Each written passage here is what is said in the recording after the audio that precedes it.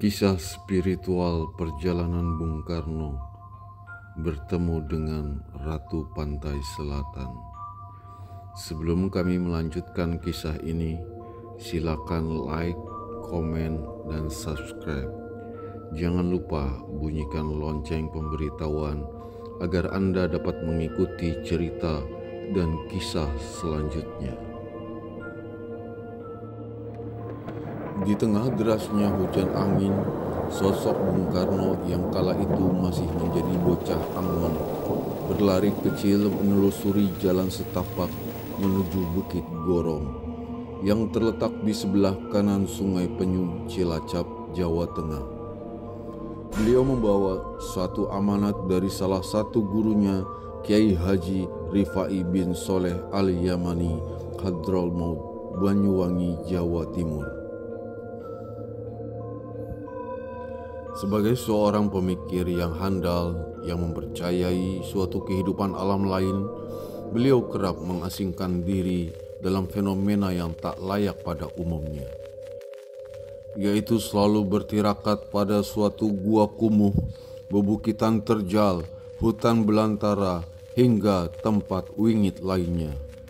Kisah ini terjadi pada Jumat Legi, bulan Maulud, berawal dari sebuah mimpi yang dialaminya. Di suatu malam, beliau didatangi seekor naga besar yang ingin ikut serta mendampingi hidupnya. Naga itu mengenalkan dirinya bernama Sanca Manik Kali Penyu yang tinggal di dalam Bukit Gorong, kepunyaan dari Ibu Ratu Pantai Selatan yang melegendaris. Dengan kejelasan mimpinya, Bung Karno langsung menemui Kiai Haji Rifai yang kala itu sangat masyhur namanya. Lalu sang kiai memberinya berupa amalan atau sejenis doa basmalah yang konon bisa mewujudkan benda gaib menjadi nyata. Lewat suatu kontemplasi dan prosesi ritual panjang, akhirnya Bung Karno ditemui sosok wanita yang cantik, yang tak lain adalah Ibu Ratu Pantai Selatan sendiri. Andika derajat wis tiba nang arep siap nampi mahkota loro, lan iki mung ibu iso ngai bibit kejembaran saka negara derajat kang manfaati saka derajatmu uga wibawa lan rezekimu serta asih penagihan. Terang Ibu Ratu Pantai Selatan. Yang arti dari ucapan tadi kurang lebihnya, anakku, sebentar lagi kamu akan menjadi manusia yang mempunyai dua derajat sekaligus, pemimpin umat manusia dan bangsa gaib yang disebut sebagai istilah Rizalul Gaib. Saya hanya bisa memberi sebuah mustika yang manfaatnya sebagai ketenangan hatimu, keluhuran derajat, wibawa, kerejekian serta pengasihan yang akan membawamu dipermudah dalam segala tujuan. Mustika yang dimaksud tak lain berupa paku bumi, jelmaan dari seekor naga sakti, Sanca Manik, yang di dalam mulutnya terdapat satu buah batu merah delima bulat berwarna merah putih kristal, simbol dari bendera merah putih negara Indonesia. Sebagai sosok mumpuni sekaligus habis dalam dunia supranatural, 7 bulan dari kedapatan mustika Sanca Manik, beliau pun bermimpi kembali, yang mana di dalam mimpinya sosok Kanjeng Sunan Kalijogo beserta Ibu Ratu Kidul Pajajaran, suami istri ini, menyuruh Bung Karno datang ke Bukit Tinggi Pelabuhan Ratu, Sukabumi, Jawa Barat. Datanglah nak ke tempatku, kusiapkan jodoh dari pemberian putra Nanda yang kini telah kau terima. Tak pantas melatih tanpa kembang kenanga, lelaki tanpa adanya wanita. Tentunya sebagai seorang yang berpengalaman dalam pengolahan batiniah, Bung Karno adalah salah satu bocah yang sangat paham akan makna sebuah mimpi. Dalam hal ini beliau meyakini bahwa mimpi yang barusan dialaminya adalah bagian dari kebenaran. Dengan meminta bantuan kepada Kartolo Harjo, asal dari kota Pekalongan yang kala itu dianggap sebagai orang yang paling kaya, mereka pun hari itu juga langsung menuju lokasi yang dimaksud dengan membawa sedan CW keluaran tahun 1889. Kisah perjalanan menuju Pelabuhan Ratu ini cukup memakan waktu panjang. Pasalnya, di setiap daerah yang dilalui Bung Karno selalu diberhentikan oleh seseorang yang tak dikenal. Mereka berebut memberikan sesuatu pada sosok karismatik berupa pusaka maupun bentuk mustika.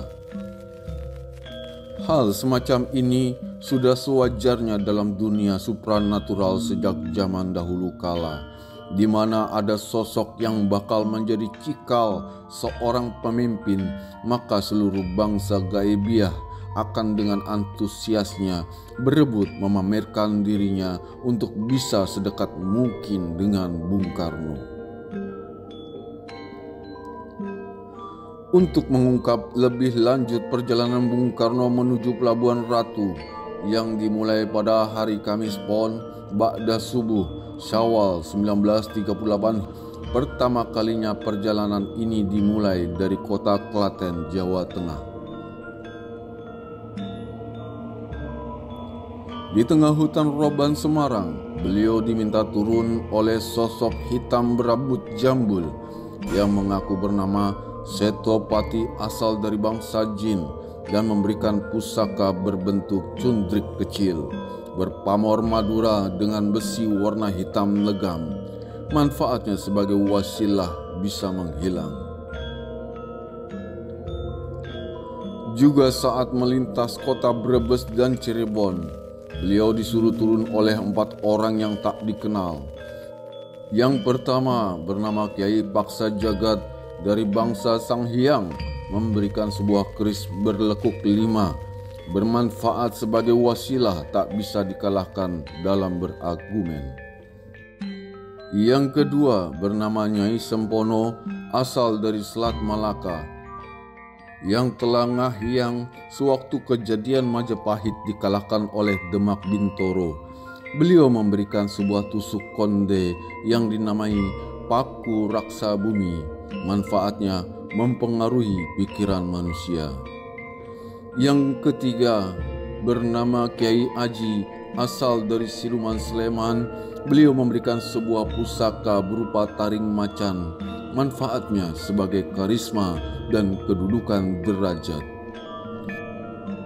Yang keempat bernama Ki Jagarana, memberikan sebuah batu mustika koplak berwarna merah cabai. Manfaatnya sebagai daya tahan tubuh dari segala cuaca. Lalu saat melintas hutan Tomo Sumedang, beliau pun dihadang oleh seorang nenek renta yang mengharuskannya turun dari mobil. Mulanya Bung Karno enggan turun, namun saat melaluinya untuk terus melajukan mobil yang dikendarainya, ternyata mobil tersebut tak bisa jalan sama sekali. Di situ beliau diberikan sebuah batu mustika Yaman Apel sebagai wasilah kebal segala senjata tajam. Juga saat melintas di gerbang perbatasan Sukabumi, beliau dihadang oleh segerombolan babi hutan yang ternyata secara terpisah salah satu dari binatang tadi meninggalkan satu buah mustika yang memancarkan sinar kemerahan berupa cungkup kecil yang di dalamnya terdapat satu buah batu merah mustika delima mungil. Sesampainya di tempat yang dituju, Bung Karno dan temannya mulai mempersiapkan umbu rampe berupa sesajen sepati sebagai satu penghormatan kepada seluruh bangsa gaib yang ada di tempat itu. Tepatnya malam Rabo Kliwon, Bung Karno mulai mengadakan ritual khususiyah secara terpisah dengan temannya. Semua ini beliau lakukan agar jangan sampai mengganggu satu sama lainnya dalam aktivitas menuju sebuah penghormatan kepada bangsa gaib yang diundangnya. 2 malam beliau melakukan ritual tapa brata dengan cara sikap kejawen yang biasa dilakukannya saat menghadapi penghormatan kepada bangsa gaib. Lepas pukul 24.00, seorang bersorban dan wanita cantik yang tiada tara datang menghampirinya. Mereka berdua tak lain adalah Sunan Kalijaga dan Nyimas Nawang Wulansari Pajajaran yang sengaja mengundangnya.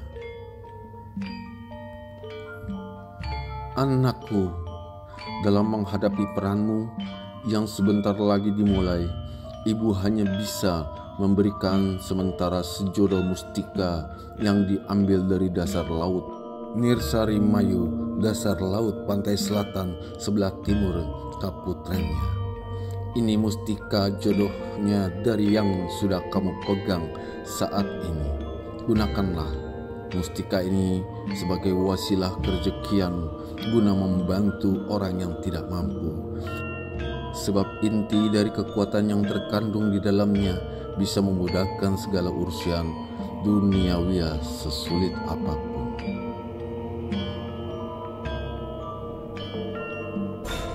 Lalu setelah berucap demikian, kedua sang tokoh pun langsung menghilang dari pandangannya.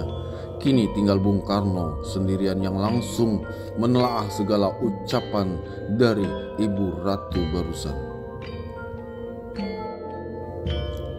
Di dalam tata cara ilmu supranatural, cara yang dilakukan oleh Bung Karno, dia menafakuri setelah kedapatan hadiah dari bangsa gaib tanpa harus meninggalkan tempat kontemplasi terlebih dahulu adalah suatu tata krama yang sangat dihormati oleh seluruh bangsa gaib, dan itu dinamakan sikap undur tata krama perpisahan.